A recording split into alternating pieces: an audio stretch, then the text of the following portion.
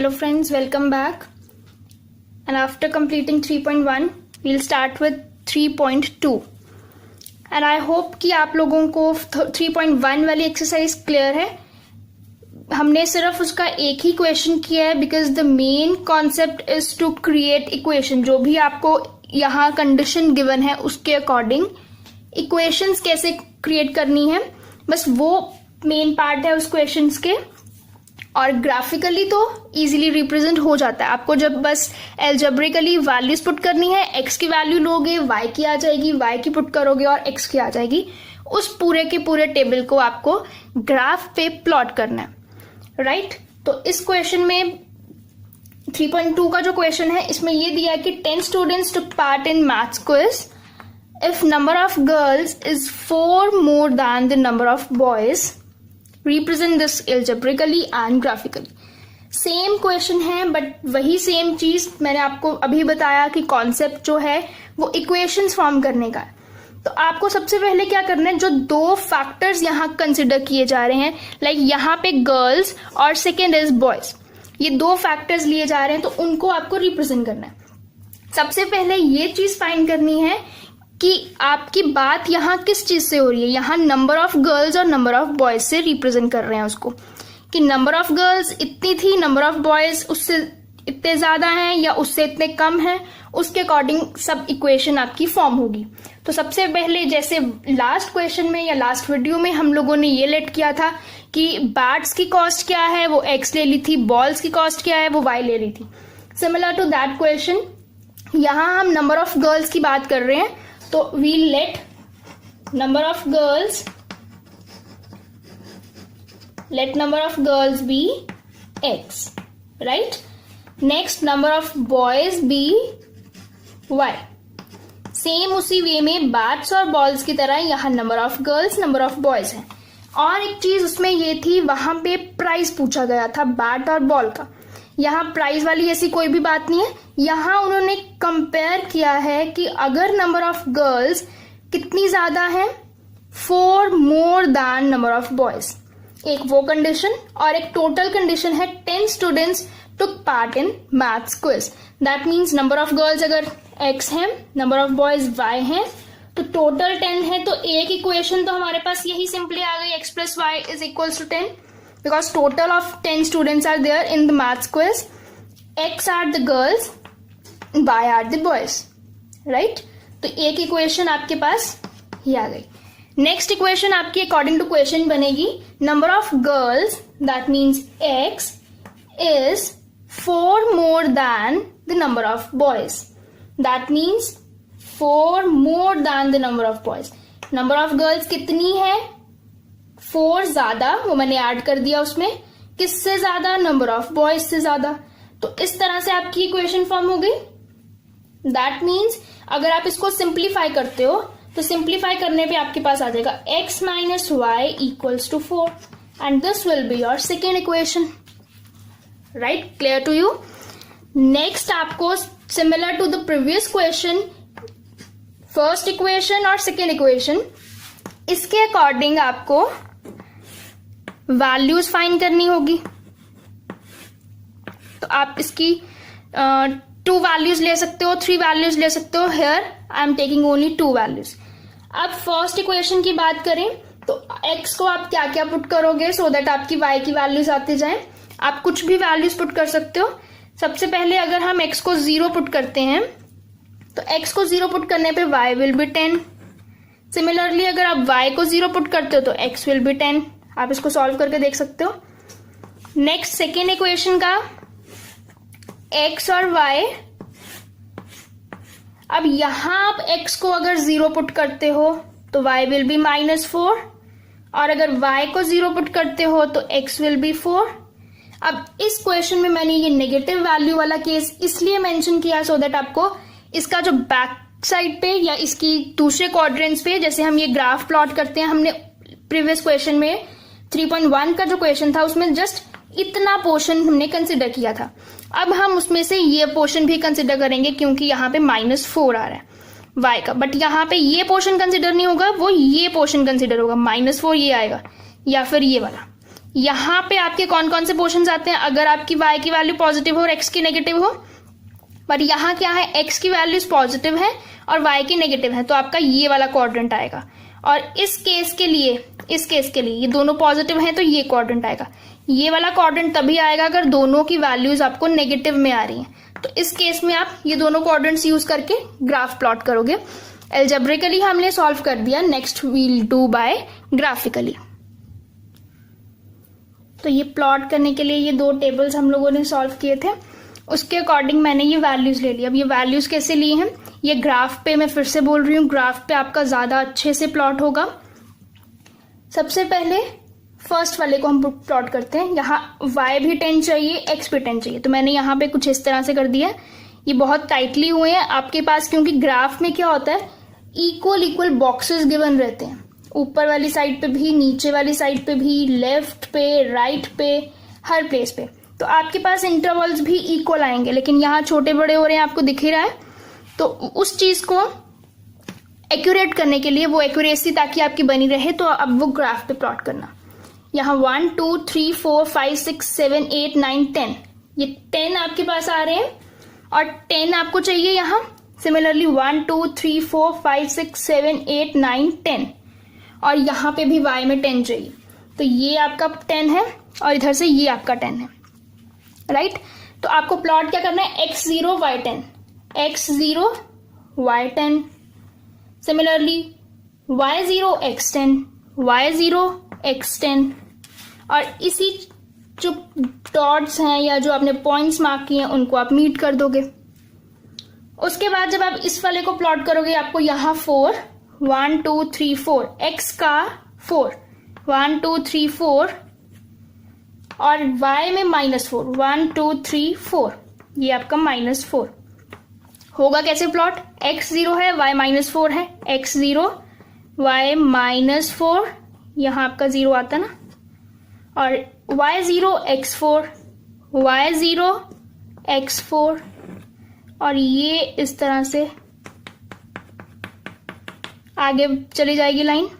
और इस वे में आपने जो आपकी दो इक्वेशंस बनी थी, जो फर्स्ट थी x + y = 10 और सेकेंड बनी थी x - y = 4, इन दोनों को एल्जेब्रिकली भी सॉल्व किया और ये ग्राफिकली भी सॉल्व हो गया।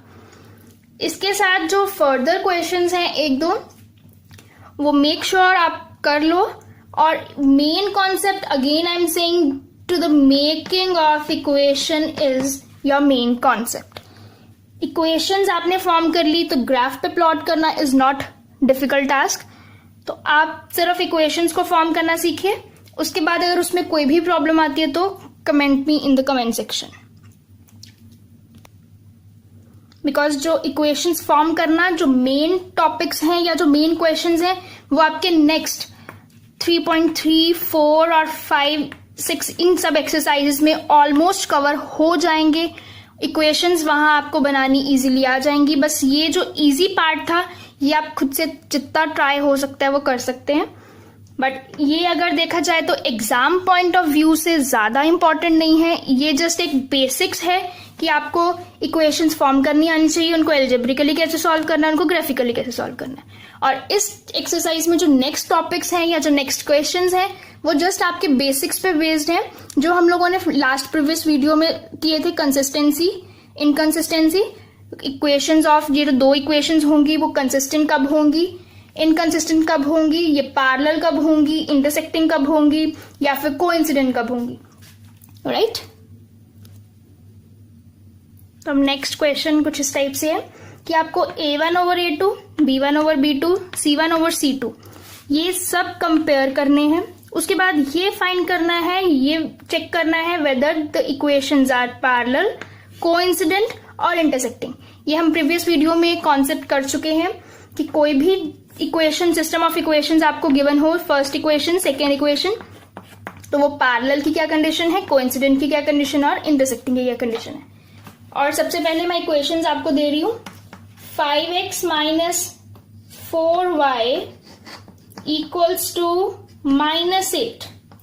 नेक्स्ट है 7x + 6y = 9। अब यह इक्वेशन इस फॉर्म में गिवन हो या इक्वेशंस इस फॉर्म में गिवन हो, it doesn't matter,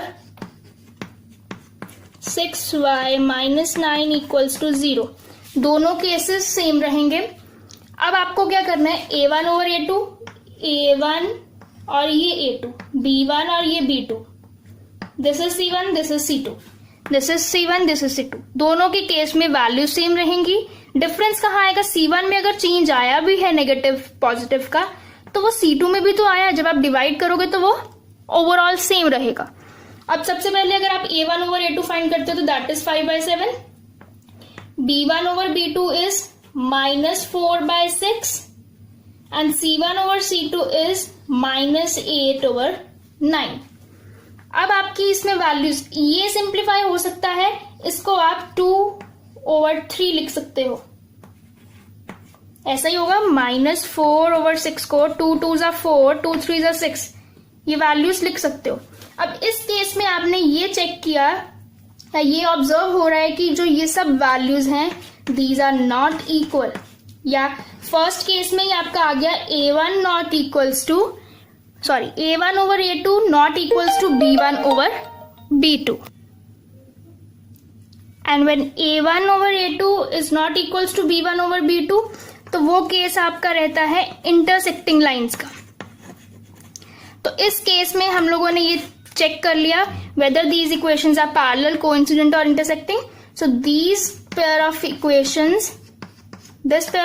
is intersecting because a1 over a2 is not equals to b1 over b2, right? Coming to next system of equations. अब ये आपको system of equations given है। इस केस में a1 over a2 क्या होगा, 9 over 18, b1 over b2 is 3 over 6 and c1 over c2 is 12 over 24। अब 9 1s are 9, 9 2s are 18, 3 1s are 3, 3 2s are 6, 12 1s are 12, 12 2s are 24। ये सभी 1 over 2, 1 over 2, 1 over 2। That means a1 over a2 equals to b1 over b2 equals to c1 over c2। जिस case में आपके पास सभी equal आ जाते हैं वो case कौन सा होगा, कोइंसिडेंट। तो यहां जो सिस्टम ऑफ इक्वेशन है, ये जो लाइंस हैं ये कोइंसिडेंट है, ठीक है। तो यहां पे हमने कोइंसिडेंट, फर्स्ट जो इक्वेशन थी उसमें हमने इंटरसेक्टिंग फाइंड किया, यहां पे हमें देखा कि ये कोइंसिडेंट है। अब एक और चीज, अगर आपको यहां ये भी गिवन हो कि आपने कंसिस्टेंट और इनकंसिस्टेंट चेक करना है कि क्या कंडीशन जो आपकी जो इक्वेशंस है वो कंसिस्टेंट है या इनकंसिस्टेंट है, तो वो चेक करने के लिए क्या होगा, सेम वही चीज हमने क्या किया था लास्ट वीडियो, आप जाके देख सकते हैं एक बार। कंसिस्टेंट के केस में आपके दो बने थे, एक तो आपकी लाइंस आई थी इंटरसेक्टिंग और दूसरी आई थी कोइंसिडेंट। वाइल जो इनकंसिस्टेंट वाला केस था उसमें आपके पास पैरेलल वाला केस आया था। तो इसका मतलब जो लास्ट क्वेश्चन किया इंटरसेक्टिंग आया, इस क्वेश्चन में कोइंसिडेंट आया, तो ये दोनों के दोनों केस कंसिस्टेंट होंगे। तो आप इसी वे से फाइंड कर सकते हो, अगर आपके पास इस तरह से आ जाता है इंटरसेक्टिंग या फिर कोइंसिडेंट लाइंस, तो answer will be consistent system of equation, right. और उसके बाद अगर आपको unique solution, no solution, infinite many solution भी पूछा गया कि आपने इस इक्वेशन के चेक करने हैं, तो वो कैसे फाइंड होंगे। लाइक फर्स्ट केस में आपके पास जो प्रीवियस क्वेश्चन था उसमें इंटरसेक्टिंग लाइंस आई थी, इंटरसेक्टिंग लाइंस या इंटरसेक्टिंग इक्वेशंस आई थी, तो उससे क्या हुआ, इंटरसेक्टिंग के केस में हमने वही प्रीवियस वीडियो में फिर किया था कि वहां एटलीस्ट वन सॉल्यूशन होगा कंसिस्टेंट के केस में, और इंटरसेक्टिंग के केस में क्या होता है, unique solution, only one solution. तो अगर आपने प्रीवियस क्वेश्चन आपको मिला है और उसमें इंटरसेक्टिंग लाइंस आ गई है और आपको ये भी साथ ही साथ पूछा है कि कौन सा सॉल्यूशन आपको मिलेगा, तो इंटरसेक्टिंग लाइंस के केस में हमेशा आपको यूनिक सॉल्यूशन मिलेगा, राइट। अब इस क्वेश्चन में इस इक्वेशन के अकॉर्डिंग आपकी जो इक्वेशंस आई हैं या सिस्टम ऑफ लीनियर इक्वेशन है वो कोइंसिडेंट है, तो कोइंसिडेंट जो होगा वहां पे आपके पास इनफाइनाइट सॉल्यूशंस मिलेंगे, राइट। तो साथ ही साथ हमने ये भी चेक कर लिया इस क्वेश्चन के साथ कि आपको अगर कंसिस्टेंट और इनकंसिस्टेंट फाइंड करना है या फिर टाइप ऑफ सॉल्यूशन फाइंड करना है, तो वो भी आप फाइंड कर सकते हो। वो जस्ट आपको यही चीजें फाइंड करनी है, पैरेलल, कोइंसिडेंट और इंटरसेक्टिंग। अगर इंटरसेक्टिंग या कोइंसिडेंट आ जाती है तो वो कंसिस्टेंट होगा, इंटरसेक्टिंग है तो सॉल्यूशन यूनिक होगा, कोइंसिडेंट है तो सॉल्यूशन इनफाइनाइट मेनी सॉल्यूशंस होंगे, राइट। उसी तरह अगर आपके पास कुछ ऐसी इक्वेशन आ जाती है जहां आपके पास पैरेलल वाला केस बनता है, पैरेलल केस कब बनेगा, पैरेलल केस आपका बनेगा जब A1 over A2 equals to B1 over B2 but it is not equal to C1 over C2। इस कंडीशन में आपके पास लाइंस पैरेलल होंगी, सिस्टम ऑफ इक्वेशन इनकंसिस्टेंट होगा और सॉल्यूशन किस टाइप का होगा, नो सॉल्यूशन। तो मेक श्योर ये जो पार्ट्स हैं या ये जो कॉन्सेप्ट है वो प्रीवियस वीडियो में बहुत अच्छे से एक्सप्लेन कर रखा है। गो। If you like the video, do like, share and subscribe, and don't forget to hit the bell icon for another update of our video.